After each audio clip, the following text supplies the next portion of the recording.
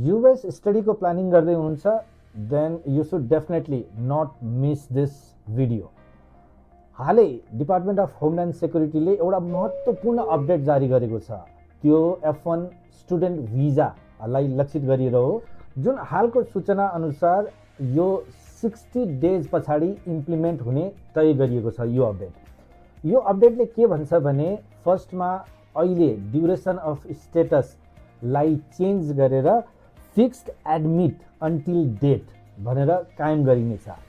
त्यसको साथसाथै university transfer गर्ने, मेजर चेन्ज गर्ने, प्रोग्राम एक्सटेन्सन गर्ने लगायत थुप्रै अपडेट्सहरू डिपार्टमेन्ट अफ होमल्यान्ड सेक्युरिटीले लिएर आएको छ। सो तपाईँ युएस स्टडी जाने प्लानिङमा हुनुहुन्छ भनेदेखि एकचोटि पक्कै पनि यसको बारेमा जानकारी लिन एडभाइज फाउन्डेसनमा भिजिट गर्नुहोस्। एडभाइज फाउन्डेसनका युएस स्पेसलिस्टहरूसँग आजै परामर्श लिएर तपाईँको युएस स्टडीको यात्रा सुरु गर्नुहोस्। See you at advise.